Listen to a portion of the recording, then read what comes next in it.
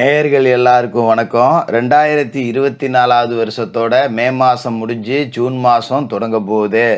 இந்த ஜூன் மாதத்துக்கு உண்டான ராசி பலன் அப்படிங்கிறத நம்ம பார்க்கணும். எதனால் அப்படின்னாக்கா, மே மாதம் நிறையா விஷயம் நடக்கும்னு நினச்சிருப்போம், நடந்திருக்கோம், நடக்காமல் போயிருக்கோம். ஆனால் ஜூன் மாதத்தில் இது எல்லாத்தையுமே நம்ம செஞ்சு முடிச்சாகணும், இந்தந்த மாதிரியான வேலைகளை செய்யணும், இந்தந்த விசேஷங்கள் எல்லாம் செஞ்சு முடிச்சிடணும் அப்படின்னு பல திட்டங்கள் அப்படிங்கிறத நீங்கள் வச்சுருந்துருப்பீங்க. அது எல்லாத்துக்கும் சாதகமாக கிரக நிலைகள் இருக்கா, உங்களோட ராசிக்கு இந்த ஜூன் மாதத்தில் என்ன செய்யலாம், என்ன செய்யக்கூடாது அப்படிங்கிறதெல்லாம் நம்ம தெரிஞ்சு வச்சுக்கிறது அப்படிங்கிறது நல்லது. அந்த வகையில் இந்த ஜூன் மாதத்தோட ராசி பலனுக்கு கிரக நிலைகள் அப்படின்னு பார்த்தீங்கன்னா, சூரிய பகவான் ரிஷபராசியிலிருந்து 15ஆம் தேதி மிதன ராசிக்கு போக போகிறாரு. செவ்வாய் மாதம் முழுக்க மேச ராசியில் தன்னோட சொந்த வீட்டில் ஆட்சியில் இருக்க போகிறாரு. புதன் ரிஷபராசியிலிருந்து 10ஆம் தேதி மிதன ராசிக்கும் 26ஆம் தேதி கடகராசிக்கும் போக போகிறாரு. சுக்கிர பகவான் ரிஷபராசியிலேருந்து 13ஆம் தேதி மிதன ராசிக்கு போக போகிறாரு. குரு பகவான் ரிஷபராசியில் மாதம் முழுக்க இருப்பார். சனி பகவான் கும்பராசியில் இருக்கார். 30ஆம் தேதி சனி பகவான் வக்கரம் அடைகிறாரு. இது ரொம்ப முக்கியமான ஒரு அமைப்பு, இந்த சனி பகவானோட வக்கரம் அப்படிங்கிறது. அதே மாதிரி ராகு மீனராசிலையும் கேது கன்னிராசிலையும் இருக்காங்க.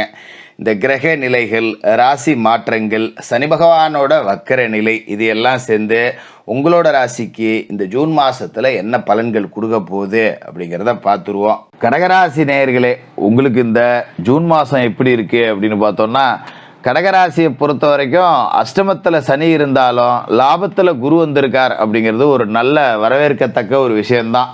அதே நேரத்தில் இந்த மாதத்தை பொறுத்த வரைக்கும் அஷ்டமத்தில் இருக்கிற சனி பகவான் மாத கடைசியில் வக்கரமாகி பலமிழக்கிறார்.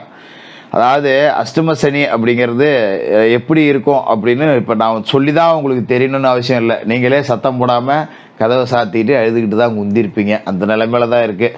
வாழ்க்கையில் தலைகீழே நின்று தண்ணி குடிச்சு பார்க்குறேன், ஒன்றும் நடக்க மாட்டேங்குது. எண்ணெயை தடவிட்டு மண்ணில் புரண்டாலும் ஒட்டுற முன்னு தான் ஒட்டுங்கிற மாதிரி நான் உழைக்க உழைக்க உழைக்க உழைக்க தான் எனக்கு 10 ரூபா நட்டம் வருது. சும்மா குந்தி இருந்த அன்னைக்கு கூட சந்தோஷமாக இருந்தேன். வேலை இல்லாத அன்னைக்கு இருந்தப்போ கூட 10 ரூபா கையில் காசு இருந்தது. இன்றைக்கி மாடு மாரி வேலை செய்கிறேன், ஆனால் 10 ரூபா கையில் காசு இல்லை. கடன் வந்துருச்சு, சும்மா இருந்தப்போ கூட கடன் வரல, இப்போ வந்துருச்சு. தேவையில்லாத பிரச்சனைலாம் வருது, எங்கேயோ போகிறதெல்லாம் நம்மக்கிட்ட வருது அப்படிங்கிற அமைப்பு தான் உங்களுக்கு இந்த அஷ்டம சனியில் இருந்திருக்கும். இந்த குரு பகவான் உங்களோட லாபஸ்தானத்தில் உட்காந்ததால் லேசாக 10 ரூபா காசு பணத்துக்கு பஞ்சம் இருந்திருக்காது. ஏதோ 10 ரூபா காசு இருக்குடா, ஆனால் பிரச்சனை தான் தாங்க முடியல அப்படிங்கிற மாதிரி இருந்தது இல்லையா? இந்த மாத கடைசியில் சனி பகவான் வக்கரமாய் பலமிழக்கிறார் அப்படிங்கிறது உங்களுக்கு ஒரு நல்ல செய்தி. ஏன்னா அஷ்டமத்து சனி பலமிழக்கும் போது இந்த கொஞ்சம் காலமாக அவங்கள போட்டு சாத்துன்னு சாத்திட்டு இருந்தார் பார்த்தீங்களா, அந்த காயத்துக்கு கொஞ்சம் நாம் மருந்து தடவிக்கலாம். கொஞ்சம் கேப் விட்டுருக்காரு சனி அப்படின்னு தான் இதை நாம் எடுத்துக்கணும். பரவாயில்ல, இவ்வளோ நாளாக சனி பகவான் போட்டு டார்ச்சல் அடி மேலே அடி, நண்பர்கள் துரோகி ஆகிறான், எந்த சொந்தக்காரனுக்கு நாம் நல்லது செஞ்சோமோ அவன் தான் நம்மளை முதுகில் குத்துறான், யாரை நம்பி என்ன செய்யறதுன்னு தெரியாமல் ஒரு கட்டத்துக்கு மேலே மனிதர்களையே நம்பக்கூடாது, எவனையுமே நம்பக்கூடாதுங்கிற முடிவுக்கு வந்தவங்களுக்கு இப்போ கொஞ்சம் நல்ல மனிதர்களும் இருக்காங்க அப்படிங்கிற மாதிரி சிலரோட அறிமுகம் அப்படிங்கிறது கிடைக்கும். பரவாயில்லடா, கடவுள் நமக்கு கொஞ்சம் கதவை திறந்துருக்கான், நமக்கும் கருணை காட்டியிருக்கான் அப்படிங்கிற மாதிரி ஒரு எண்ணம் அப்படிங்கிறது வரும். அதுமாரி இந்த காலகட்டத்தை பொறுத்த வரைக்கும் பார்த்திங்கன்னா, இந்த ஜூனில் பெரும்பகுதி கிரகங்கள் லாபஸ்தானத்தில் இருக்குது. குருவோடு சேர்ந்துக்கிட்டு சுக்கிரன் புத சூரிய 3 கிரகங்கள் இருக்குது. அடுத்தடுத்து பார்த்தீங்கன்னா எல்லாம் விரயத்துக்கு வரும். அதனால் நீங்கள் பெருசாக கவலைப்பட வேண்டியதில்லை. இப்போ மாத தொடக்கத்தில் பார்த்தீங்கன்னா ரிஷபராசியில் சுக்கிரன் இருக்கார். ரிஷபராசிக்கு சுக்கிரன் இருக்கும்போது ராசிக்கு 4க்கும் 11க்கும் அதிபதி தான் அவரே லாபஸ்தானத்தில் சொந்த வீட்டில் இருக்கார். அப்படிங்கும்போது கொஞ்சம் தொழில் வளர்ச்சி நல்லாயிருக்கும், வெளிநாட்டிலேருந்து நல்ல தகவல் வரும். இது எல்லாமே ஓரளவுக்கு நன்மைகள் கொடுக்கக்கூடிய அமைப்பாக இருக்கும். நமக்கே தெரிஞ்சிருக்கோம், பரவாயில்ல அஷ்டம சனியில் இருந்தாலும் 10 ரூபா நம்மக்கிட்ட காசு புழங்குதுரா, ஆச்சரியமாக இருக்குது அப்படிங்கிற மாதிரி. ஒரு நகை நட்டெல்லாம் அடவு வச்சுருந்ததெல்லாம் கூட மீட்டுக்கிட்டு வந்து வச்சுருப்பீங்க. கொஞ்சம் குடும்பத்துலையாவது நிம்மதி இருக்கும். வீட்டுக்கு வந்தால் அந்த நாய்க்கு நோட்டீஸ் வந்திருக்கு, இந்த நாய்க்கு நோட்டீஸ் வந்திருக்குன்னு புருஷமுண்டாட்டிக்குள்ளே இருந்த சண்டை அப்படிங்கிறதெல்லாம் கொஞ்சம் குறைஞ்சிருந்துருக்கும். அந்த அமைப்பு அப்படிங்கிறத இந்த ரிஷப சுக்கிரன் கொடுக்குது. புதனும் அங்கே தான் இருக்கார்.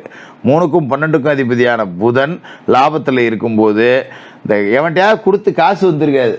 நம்ம கடன் வாங்கியிருப்போம், அவன் நம்மளை துரத்தி அடிப்பான்.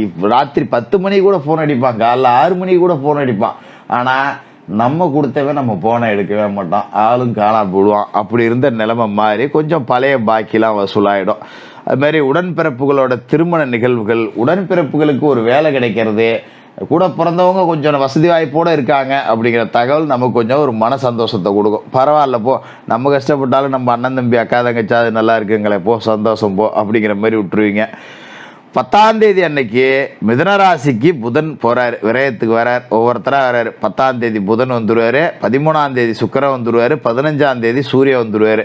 ஒவ்வொருத்தராக கிளம்பி அப்படியே விரயத்துக்கு வராங்க. அப்போ இப்போ இந்த 10 ரூபா காசு வந்துச்சு இல்லையா, லாபத்தில் இருக்கிற குருவால் அதுக்கு செலவு வைக்கிறதுக்கு தான் இந்த 3 டிக்கெட்டும் கிளம்பி வருது.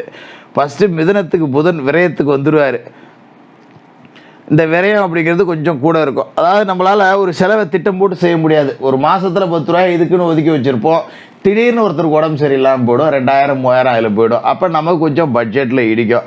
என்னடா பண்ணுறது அப்படின்னு பார்த்தோன்னா இந்த பக்கம் குரு கொஞ்சம் சரி அப்படின்னு அந்த செலவுக்கு உண்டான வருமானத்தையும் கொடுத்துருவார். சுக்கிர பகவானும் கிளம்பி 13ஆம் தேதி விரயத்துக்கு வராரு. பார்த்தீங்களா, வாழ்க்கை தேவைகள் அப்படிங்கிறது படிப்படியாக பூர்த்தியாகும். ஆனால் பர்ஸில் இருக்கிற பணம் கொஞ்சம் கொஞ்சமாக காலியாகும். இருந்தாலும் அது ஒரு சந்தோஷம்தான். 10 ரூபாய் இல்லாமையே கிடந்து ஒரு பொருளை வாங்குறதுக்கே துப்பு இல்லாமல் இருந்தோம், இப்போ இருக்கு வாங்கி செலவு பண்ணுறோம் போட சந்தோஷம் அப்படிங்கிற மாதிரியே இருக்கும். அது மாதிரி பொது வாழ்க்கையில் உள்ளவங்களுக்கு எதையும் யோசித்து முடிவு பண்ணணும். என்ன தான் நமக்கு 10 ரூபா காசு பணம் இருந்து விரைய செலவு பண்ணி சந்தோஷமாக இருந்தாலும் அஷ்டமத்தில் சனி இருக்காரு அப்படிங்கிறத மறந்துடவே கூடாது. சனி பகவான் இந்த மாத கடைசியில் தான் வக்கரமடைகிறாரு. அதுக்கு முன்னாடி வரைக்கும் அஷ்டம சனியோட தாக்கம் வலுவாகவே இருக்கும். அதனால் எது செஞ்சாலும் கொஞ்சம் இந்த பந்தா பண்ணுறது, ஆடம்பரம் பண்ணுறது, சும்மா சும்மா போயிட்டு அடுத்தவங்களை கேலி கிண்டல் பண்ணுறது அதெல்லாம் வச்சுக்கூடாது. நம்மளே கேலி கிண்டல் பண்ணுற நிலைமையில தான் இருக்கும். நம்ம எங்கே அடுத்தவனை கேலி கிண்டல் பண்ணுறது அப்படிங்கிற எண்ணத்தை கொஞ்சம் மனசில் வளர்த்துங்க. அதுமாரி வேலை செய்கிற இடத்துல நம்மளை போட்டு கொடுப்பானுங்க, நம்மக்கிட்ட சிரித்து பேசிக்கிட்டே பின்னாடி போய் போட்டு கொடுப்பானுங்க. நம்ம அந்த வேலையை செய்ய வேண்டாம். அவங்கள எல்லாத்தையும் சனி பார்த்துக்குவார். அதை பற்றி நாம் கவலைப்பட வேண்டியதில்லை. நம்ம கர்ம வினைகளின்படி வாழ்க்கையை நடத்தணும் அஷ்டமத்தில் சனி இருக்கும்போது. அதுமாரி வேலை செய்கிற இடத்துல ஆண் ஊழியர்கள் பெண்கள்கிட்ட கவனமாக இருக்கணும், பெண் ஊழியர்கள் ஆண்கள்கிட்ட கவனமாக இருக்கணும். நம்ம விளையாட்டுக்காக ஒரு பேச்சு, ஒரு நக்கல் நையாண்டி கேலி கிண்டல் பேசுவோம், அது பெரிய பிரச்சனை ஆகிடும். அதனால் மாற்று பாலினத்தவர்கள்கிட்ட ரொம்ப கவனமாக இருக்கணும். அதில் பிரச்சனை வந்துடும், அவமானப்படக்கூடிய அளவுக்கு கொண்டு விட்டுரும் அஷ்டம சனி அப்படிங்கிறதால இந்த கேலி கிண்டல், தகாத உறவுகள் இதெல்லாம் இருந்ததுன்னா கொஞ்சம் குறைச்சிங்க. கொஞ்சம் குறைச்சிக்கிறது என்ன, சுத்தமாகவே விட்டுட்டு போயிடுங்க, அதான் நல்லது. அதே நேரத்தில் இந்த மாதம் முழுக்க பார்த்திங்கன்னா செவ்வாய் மேசராசியில் இருக்கார். உங்களோட ராசிக்கு யோகம் செய்யக்கூடிய கிரகமான செவ்வாய் அவரோட வீட்டிலே ஆட்சியில் இருக்கும்போது புது தொழில் தொடங்கலாமா அப்படின்னு யோசிக்க தொடங்குவீங்க. ஏன்னா 10ஆம் இடத்துல செவ்வாய் இருக்கார் இல்லையா. அப்போ நமக்கு என்ன தோணும் அப்படின்னா, ரொம்ப காலமாக ஒருத்தன்ட்ட மாடு மாதிரி வேலை செய்கிறோம், எவ்வளோ நாள் தான் நம்மளும் அடிமை தொழில் செய்கிறது, அர்ஜென்ட்டுக்கு 2 நாள் லீவு கேட்டால் தர மாட்டேங்கிறான், சரி இப்போது சொந்தமாக ஏதாவது ஒரு தொழில் தொடங்குவோம் அப்படிங்கிற மாதிரி சிந்திக்க தொடங்குவீங்க. குறிப்பாக பார்த்தீங்கன்னா எங்கேயாவது ஒரு ஏக்கர் இடம் கிடைச்சா வாங்கிட்டு ஏதாவது தோட்டம் கிட்டம் போட்டு பொழைச்சிக்கலாம் அப்படின்னு இந்த மாதிரி பூமி சம்மந்தமாக விவசாயம் சம்மந்தமாக சிந்தனை அப்படிங்கிறது உங்களுக்கு மேலோங்கும். அப்படி இல்லைன்னா ஒரு பிளாட்டு வாங்கி விற்றுக்கிட்டு மாற்றி விட்டுக்கிட்டு இருப்போம். அந்த மாதிரி பூமி சம்பந்தமான சிந்தனை தான் தோணும். செவ்வாய் சாதகமாக இருக்கார் அப்படிங்கிறதால அதை செஞ்சும் பார்க்கலாம் பார்ட் டைமாக. அதுக்காக வேலையை விட்டுட்டு செய்யணும்னு அவசியம் கிடையாது. அஷ்டம சனி காலகட்டத்தில் வேலையை விட்டிங்கன்னா அதுக்கப்புறம் வேலை கிடைக்காது, படாத பாடு போடணுன்னு ஒரு 2 வருஷத்துக்கு கவனமாக இருந்துங்க. இருக்கிற வேலையை எந்த சூழல்லையும் விட்டுற வேண்டாம், வச்சுக்கிட்டே ஏதாவது பார்ட் டைமாக செய்யுங்க. அதுமாதிரி செவ்வாய் சாதகமாக இருக்கார் அப்படிங்கிறதால இந்த இடம் வாங்கிறது விற்கிறது, பூமி தொடர்பாக கமிஷன் தரகு ஏஜென்சி பண்ணுறது, இதில் 10 ரூபா லாபம் அப்படிங்கிறது உங்களுக்கு கிடைக்கும். அதால் 10 ரூபா சாதகமாகவும் இருக்கும், கவலைப்பட வேண்டியதில்லை. மற்றபடி இந்த மாதத்தை பொறுத்த வரைக்கும் அஷ்டம சனியோட தாக்கம் அப்படிங்கிறது குறையுதுங்கிறதே உங்களுக்கு ஒரு பெரிய நல்ல செய்தி. இருந்தாலும் தினமும் குளித்து முழுவிட்டு விநாயகர் வழிபாடு, சனிக்கிழமையில் அனுமன் வழிபாடு செஞ்சுட்டு சனிக்கிழமை மாலை நேரத்தில் சனி பகவானுக்கு தீபம் ஏற்றி எல்சாதத்தை நைவேத்தியமாக படைச்சி காக்கைக்கு அன்னமிடுங்க. மாற்றுத்திறனாளிகளுக்கு உங்களால் முடிஞ்ச உதவிகள் அப்படிங்கிறத செஞ்சுக்கிட்டு வாங்க. இந்த காலகட்டம் ரொம்ப அற்புதமான ஒரு காலகட்டமாக இருக்கும். இந்த ஜூன் மாதம் அப்படிங்கிறது உங்களுக்கு இந்த அஷ்டம சனியிலேருந்து ஓரளவுக்கு விடுதலை கொடுக்கக்கூடிய மாதமாக இருக்கும். கடகராசிக்காரர்களுக்கு வாழ்த்துக்கள்.